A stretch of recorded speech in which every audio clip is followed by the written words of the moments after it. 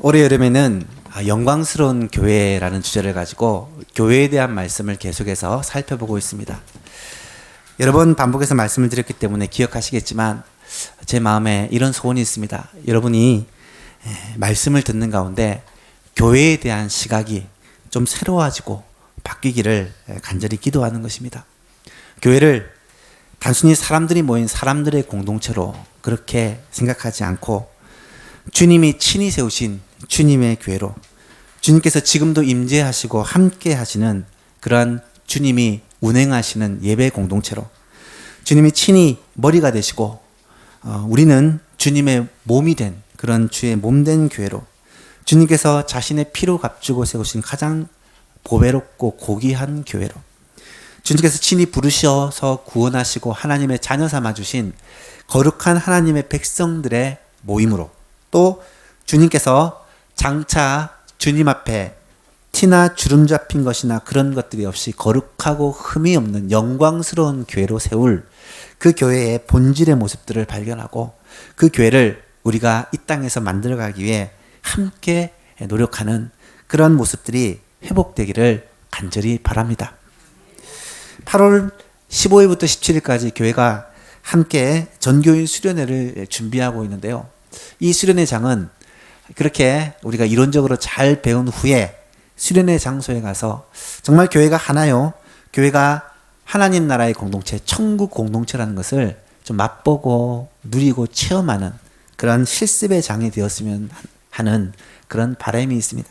여러분, 이번 여름에 교회에 대해서 우리들 마음들에 새롭게 그렇게 생각들을 가지고 이 교회를 정말 하나님이 함께 하시며 주님이 직접 운행하시는 영광스러운 교회로 볼 수 있는 저와 여러분 될 수 있기를 간절히 바랍니다.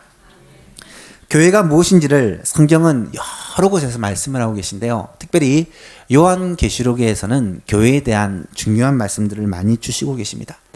요한계시록 1장에서 3장 말씀은 주님이 친히 7 교회들에게 보낸 편지입니다. 사도 요한이 예수님을 직접 만나죠. 교회에 임재해 계시는 그 거룩한 주님을 만나고 나서 그 주님 앞에 엎드렸을 때에 주님께서 7 교회들에게 편지를 보내라 라고 말씀하시면서 그 내용들을 친히 말씀하여 주시고 에베소, 서머나, 버가모, 두아디라, 사대, 빌라델비아, 라오디게아 교회에 그렇게 편지를 기록하게 합니다.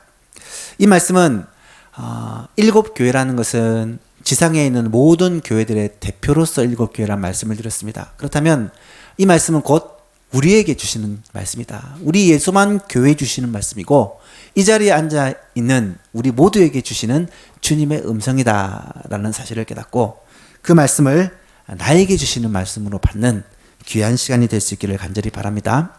오늘은 네 번째로 두아디라 교회에 보낸 편지에 대해서 살펴보고자 합니다.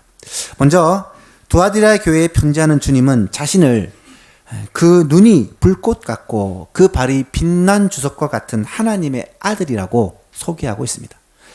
본문 18절에 보니까 두아디라 교회 사자에게 편지하라. 그 눈이 불꽃 같고 그 발이 빛난 주석과 같은 하나님의 아들이 이르시되, 이분은 바로 주님을 의미하는데요. 여러분, 주님의 눈이 불꽃 같고 주님의 발이 빛난 주석과 같다라는 말은 어떤 의미겠습니까?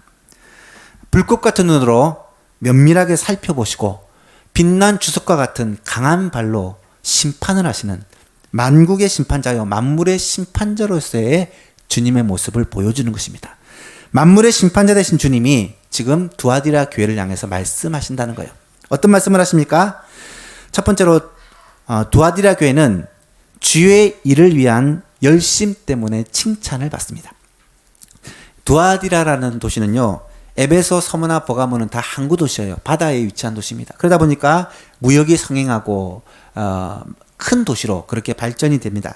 하지만 두아디라는 내륙에 있는 도시입니다.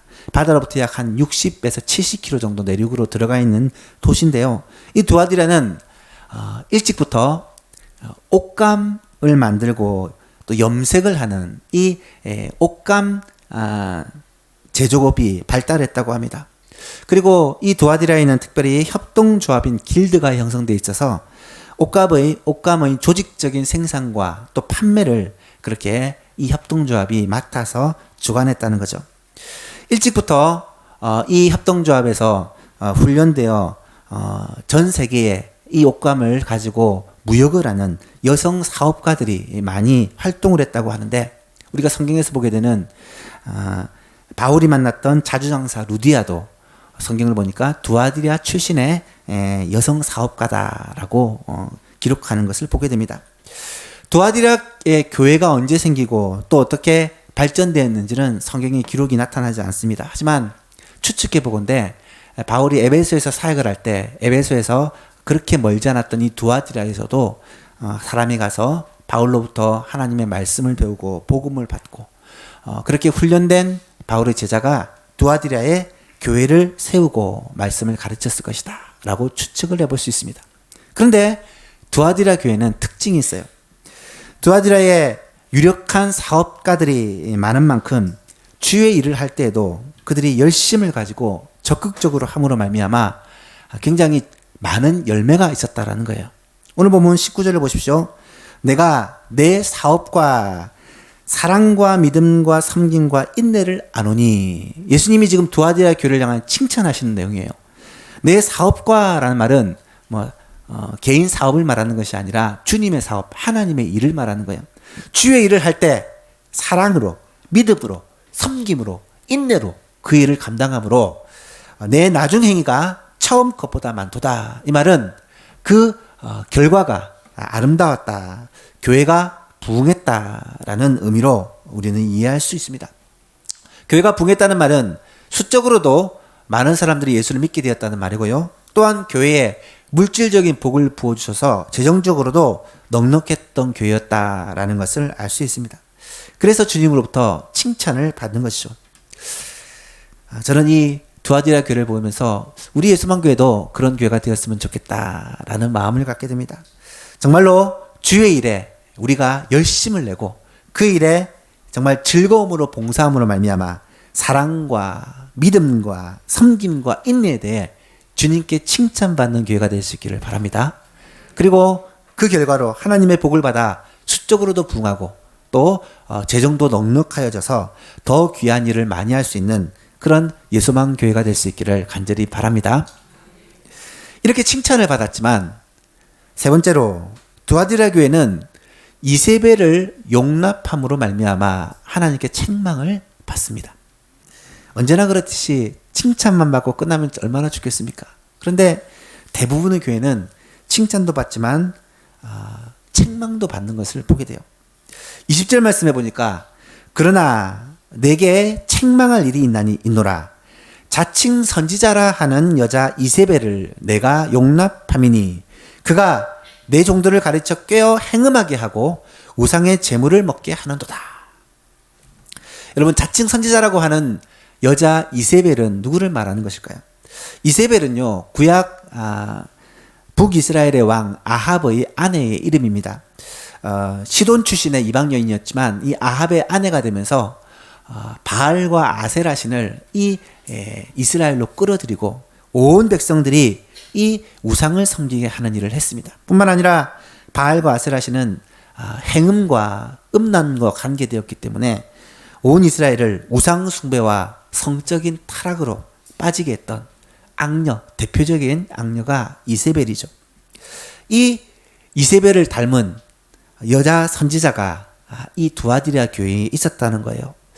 자칭 선지자라 하는 이 말로 보아서 교회에서 공적인 그런 직임을 받지는 않았지만 아마도 나름대로 많은 영향력을 미치는, 다른 사람을 가르치고 또 다른 사람에게 영향력을 미치는 그런 일을 했다라는 것을 알 수 있습니다.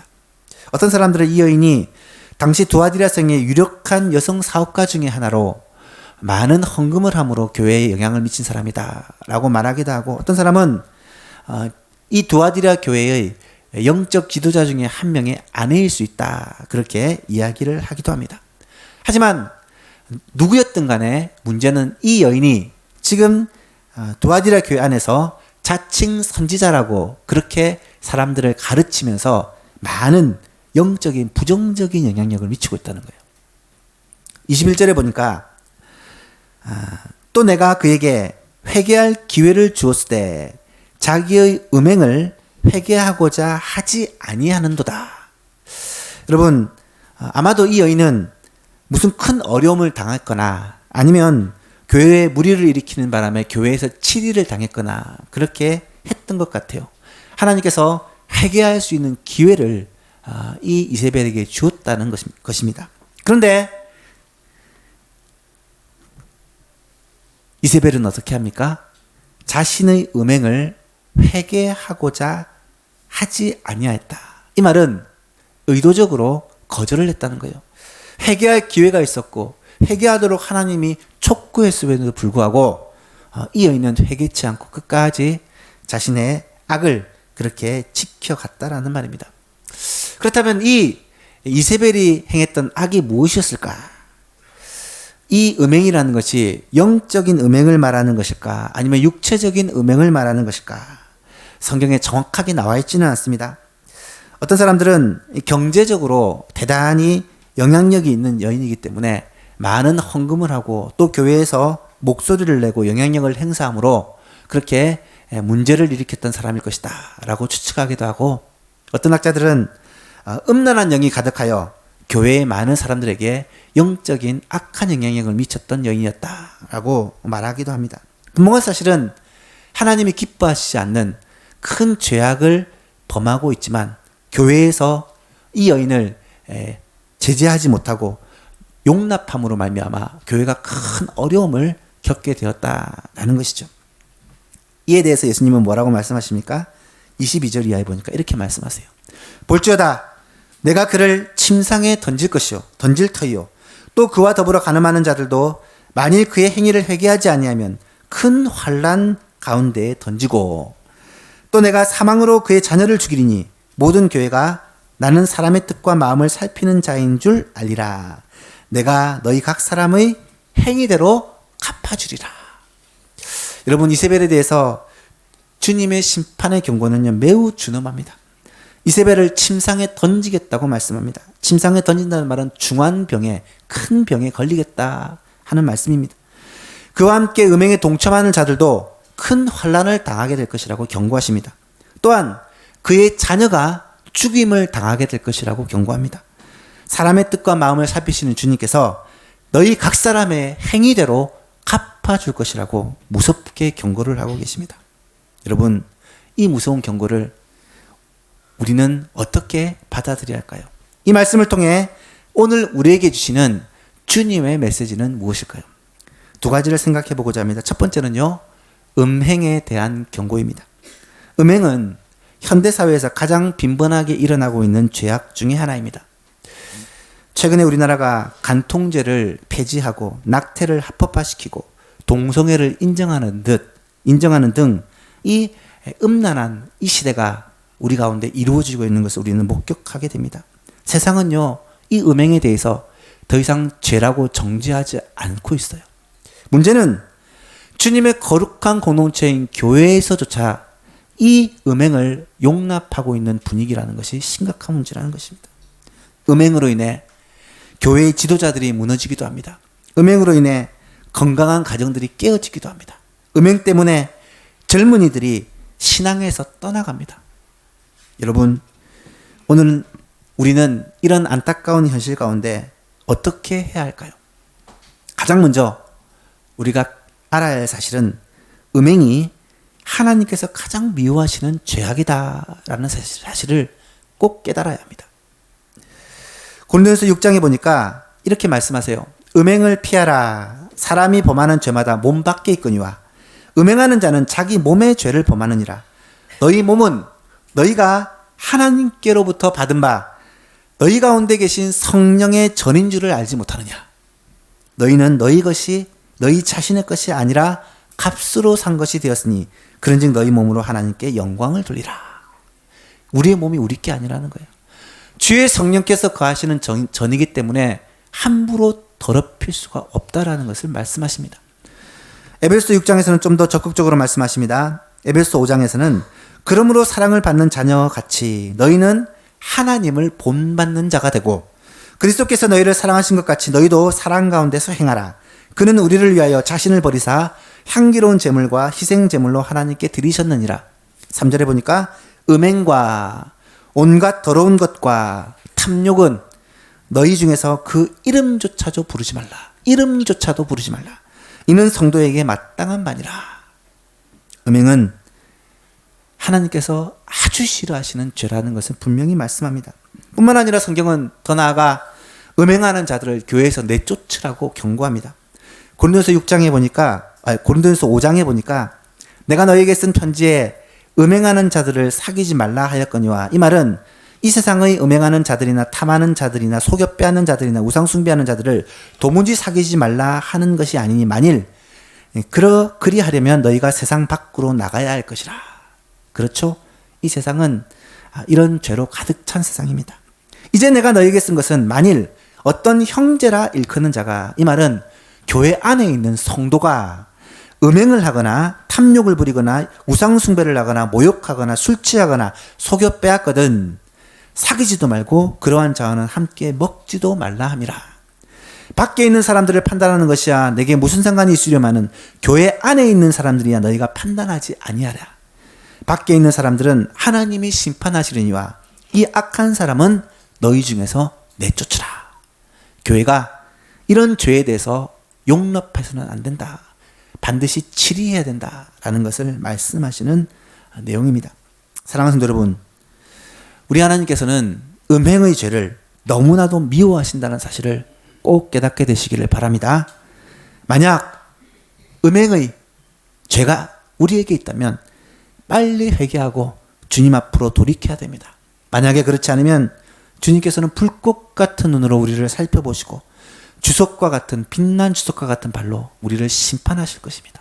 이 말씀을 무서운 경고의 말씀으로 들을 수 있기를 축복합니다. 두 번째로 물질주의에 대한 경고입니다.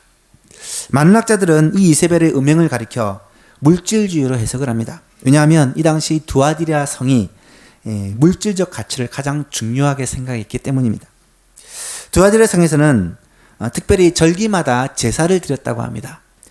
이 제사의 대상이 제우스 신의 아들이라고 일컫는 아폴로 신이었는데요. 특히 두아디라 성의 이 협동조합에서는 해마다 이 제사를 드리는데 앞장섰다고 해요. 만약에 이 제사에 참여하지 않는다면 많은 불이익을 당할 수밖에 없었다라고 합니다. 그리스도인들은 이것 때문에 갈등하지 않을 수가 없었습니다. 왜냐하면 우상숭배는 분명히 하나님이 기뻐하지 않는 죄라는 것을 알고 있지만 먹고 사는 문제다 보니 이 일에 참여하는지 말아야 되는지를 고민하게 되었다는 거예요. 쉽게 말해서 우상에게 절하지 않으면 제대로 사업을 할 수가 없는 그런 환경이었다는 것입니다. 이때 성도들을 유혹하는 가르침이 있었습니다. 아마도 이 이세벨을 중심으로 한 무리들의 가르침이었을 것인데요. 이 도시에 살면서 협동조합에 가입하지 않고 장사하는 것은 불가능합니다. 그리고 절개를 지키는 것은 우상을 섬기는 것이 아니라 일종의 문화 행사요, 관습이라고 말할 수 있습니다. 따라서 오히려 열심히 돈을 벌어 헌금도 많이 하고 교회 봉사를 열심히 해서 주를 위해 힘쓰는 것이 하나님께 더 영광이 됩니다. 이런 가르침을 했다라는 것입니다. 여러분 어떤가요? 그럴듯하지 않습니까? 솔깃하지 않습니까? 그런데 이런 일들이 실제로 오늘 우리 가운데서도 참 많이 일어나고 있다라는 것이죠. 여러분 생각해 보십시오. 양심적으로 사업을 하고 양심적으로 신앙 양심을 가지고 직장 생활하는 것이 얼마나 힘듭니까? 말씀대로 순종하고 살려니까 우리 앞에 막아서는 것이 얼마나 많은가요? 왜 하필 손님들은 주일날에 더 많이 오는지 모릅니다. 왜 회사는 주일날 출근하라고 하는지 알 수가 없어요. 각종 시험, 각종 자격증을 따려면 꼭 주일날 가서 시험을 쳐야 돼요. 고민이 되고 갈등이 되는 그런 유혹들이 우리 일상에는 너무나도 많이 있다라는 거예요. 여러분 교회 안에서도 돈 문제로 말미암아 물질 문제로 말미암아 갈등이 많이 일어납니다. 돈 때문에 성도들끼리 속고 속이는 일이 빈번하게 일어난다고 해요.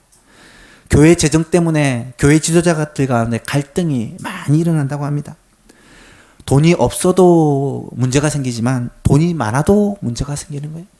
돈은 있고 없음, 많고 적음의 문제가 아니라 이 돈이 하나님의 자리를 대신할 때 반드시 문제가 일어난다는 것입니다. 주님은 이에 대해서 엄히 경고를 하십니다. 마태복음 6장에 보니까 한 사람이 두 주인을 섬기지 못할 것이니 혹 이를 미워하고 저를 사랑하거나 혹 이를 중히 여기고 저를 경히 여김이라. 너희가 하나님과 재물을 겸하여 섬기지 못하느니라. 여러분, 이 말씀은 무슨 말인가요? 돈이 하나님과 똑같은 자리에 올라와 있다는 거예요. 하나님과 재물을 같이 섬기는 것은 불가능하다는 것입니다. 하나님을 섬기든지 아니면 재물을 섬기든지 한 가지를 선택하라는 말씀이에요. 디모데전서 6장에서는 바울 사도가 디모데를 향해 이렇게 경고합니다. 부하려고 하는 자들은 시험과 올무와 여러 가지 어리석고 해로운 욕심에 떨어지나니 곧 사람으로 파멸과 멸망에 빠지게 하는 것이라. 돈을 사랑함이 일만 악의 뿌리가 되나니 이것을 탐하는 자들은 미혹을 받아 믿음에서 떠나 많은 근심으로써 자기를 찔러도다. 예수만교회 성도 여러분, 물질의 유혹 가운데 승리하는 여러분 될 수 있기를 주님의 이름으로 축복합니다. 돈은 수단이지 결코 목적이 될 수 없습니다. 돈은 우리의 섬김의 대상이 될 수 없어요. 돈이 하나님의 자리에 있으면 안 된다는 것입니다. 물질을 가지고 주님을 섬기고 물질을 가지고 주의 뜻을 이루어야지, 물질을 위해서 살면 반드시 유혹에 넘어지고 욕심에 묶이게 된다는 것을 성경은 경고하고 있습니다. 우리의 소망교회는 결코 물질주의의 유혹에 빠지지 않기를 주님의 이름으로 축복합니다. 교회가 돈이 없어서 주님의 일을 못하는 것이 아닙니다. 교회가 돈이 많다고 해서 주님의 일을 더 크게 할 수 있는 것이 아니에요. 주님의 일은 돈으로 하는 것이 아니라 주님께서 우리 가운데 함께 하심으로 필요하면 물질도 주시고 사람도 주시고 환경과 상황도 열어가셔서 주님께서 해가신다라는 사실입니다. 여러분, 교회의 주인이 주님이심을 기억하시기를 바랍니다. 돈이, 물질이 교회의 주인 되지 않도록, 사람이 교회의 주인 되지 않도록 우리는 늘 깨어있어 조심해야 할 것입니다. 사람이 아니라 물질이 아니라 오직 예수님이 우리 교회의 목표가 되고 목적이 되고 우리 교회의 정말 모든 것이 되는 오직 예수님만 바라보는 예소망 교회가 될 수 있기를 예수님의 이름으로 축복합니다. 마지막 네 번째로 이기는 자에게는 철장의 권세와 새벽별을 약속하고 계십니다. 26절 이하의 말씀을 보십시오. 이기는 자와 끝까지 내 일을 지키는 그에게 만국을 다스리는 권세를 주리니 그가 철장을 가지고 그들을 다스려 질그릇 깨트리는 것과 같이 하리니 나도 내 아버지께 받은 것이 그러하니라. 내가 또 그에게 새벽별을 주리라. 귀 있는 자는 성령이 교회들에게 하시는 말씀을 들을지어다. 여러분, 이기는 자, 이런 세상의 물질주의와 세상의 이 음행의 유혹 가운데 끝까지 믿음을 지키고 승리하는 자들에게 어떤 약속을 주시냐면 만국을 다스리는 권세를 주시겠다. 그리고 새벽별을 주겠다라고 주님이 약속해 주고 있는 거예요. 만국을 다스리는 권세는 무엇이겠습니까? 여러분, 이 세상에는요, 물질을 가진 자들이 힘이 있습니다. 능력을 가진 자들이 힘이 있어요. 많이 배우고 또 똑똑한 사람들이 힘이 있습니다. 그런데 이 세상 사람들이 가지는 이 권세는요, 시시한 거예요. 얼마 있지 않아 사라질 권세입니다. 하지만 주님은 끝까지 믿음으로 승리하는 자에게 영원한 권세, 만국을 다스리는 권세, 그것도 철장으로, 철장이라는 것은 쇠막대기를 말하는데요. 당시 지도자들이 강력한 힘을 상징하는 것으로 이 쇠막대기를 가지고 통치했다고 합니다. 이 쇠막대기를 가지고 엄청난 능력과 권세를 가지고 온 세상 만물을 통치하게 되는 이 통치의 권세를 주시겠다는 거예요. 여러분, 이 통치의 권세를 가지신 분이 누구십니까? 예수님이죠. 하늘과 땅의 권세를 받으신 예수님입니다. 요한계시록 19장에는 이 예수님에 대해서 그의 입에서 예리한 검이 나오니 그것으로 만국을 치겠고 친히 그들을 철장으로 다스리며 또 친히 하나님 곧 전능하신 이의 맹렬한 진노의 포도주 틀을 밟겠고 그 옥과 그 다리에 이름을 쓴 것이 있으니 만왕의 왕이요 만주의 주라 하였더라. 여러분, 큰 권능으로 세상을 다스리는 그 주님의 권세와 통치에 우리 성도들이 참여하게 된다는 거예요. 이것이 우리에게 약속하신 주님의 축복입니다. 또한 새벽별을 주시겠다고 약속하세요. 새벽별이라는 것은 유대인들의 관점으로는 새로운 시대, 새로운 세상을 열어가는 그런 신호로 이해를 합니다. 여러분, 별이라는 것은 왕의 상징이죠. 그래서 동방에서 박사들이 이 별을 보고 유대인의 왕을 찾아 유대 땅으로 오게 된 것이죠. 여러분, 새벽별은 누구를 가리키는 것일까요? 이것 또한 예수님입니다. 요한계시록 22장 16절을 보면 나 예수는 교회들을 위하여 내 사자를 보내어 이것들을 너희에게 증언하게 하였노라. 나는 예수님은 다윗의 뿌리요 자손이니 곧 광명한 새벽별이라 하시더라. 그 예수님이 뭐라고 하십니까? 성령과 신부가 말씀하시기를, 성령은 성령님, 신부는 예수님의 신부된 교회를 말해요. 그들이 말하기를 오라 하시는도다. 듣는 자도 오라 할 것이요 목마른 자도 올 것이요 또 원하는 자는 값없이 와서 생명수를 받으라 하시더라. 여러분, 새벽별이신 예수님, 만왕의 왕, 만주의 주가 되시는 그 예수님께서 우리를 위하여 생명수를 예비하고 계시다는 거예요. 생명수라는 것은 영원히 사는 영생을 말하는 것이고, 하나님 우리를 위하여 예비해 놓으신 영원한 나라를 말씀하시는, 천국을 말씀하시는 것입니다. 이 땅에서 누릴 수 있는 그 부요함과 그 권세는 여러분 일시적인 거고 잠시 잠깐의 거예요. 이 세상이 주는 기쁨, 만족은요 정말 너무나도 보잘것없는 거예요. 하지만 주님이 우리를 위하여 예비하여 놓으신 그 기쁨과 영광과 만족과 축복은요 형언할 수 없는 영원한 것이라는 사실을 오늘 이 말씀을 통해 우리에게 약속해 주고 계시다는 거예요. 말씀을 맺습니다. 약 2000년 전에 두아디라 교회뿐만 아니라 오늘날 한국교회, 그리고 이 서울 염창동에 있는 이 예소망 교회에 우리 주님께서 주시는 말씀이에요. 음행의 유혹과 돈의 유혹은 지금도 우리를 여전히 유혹하고 있습니다. 이 세상에서 물질이 주는 권세, 쾌락이 주는 기쁨은요 실로 대단한 것처럼 보입니다. 하지만 주님은 두아디아 교회를 향해서 엄히 경고하시죠. 우리에게 말씀하시기를 음행에 빠지는 자와 물질의 유혹에 빠지는 자는 반드시 심판을 받을 것이다. 뿐만 아니라 이런 세상의 쾌락주의와 물질주의를 교회가 용납해서는 안 된다라고 엄히 꾸짖고 계십니다. 여러분, 우리는 어떻게 이런 유혹을 이겨나가야 되겠습니까? 이런 유혹으로부터 승리하고 끝까지 이기는 자에게 주시는 주님의 약속과 상급을 바라봐야 돼요. 주님은 물질과 쾌락이 주는 기쁨과는 비교할 수 없는 만국을 다스리는 진짜 권세를 주시겠다고 약속하시고요. 광명한 새벽별 되신 예수님께서 값없이 생명수를 우리에게 주시겠다고 약속하시고, 영원한 천국을 우리에게 주셔서 기쁨과 만족과 영광을 누리게 하시겠다라고 약속해 주고 계시다는 사실이에요. 사랑하는 예수님 계신 여러분, 이런 진짜 소망을 가지고 이 땅의 모든 유혹들을 넉넉히 이겨가는, 끝까지 믿음으로 승리하는 저와 여러분 될 수 있기를 주 예수 그리스도의 이름으로 축복합니다. 하나님 아버지,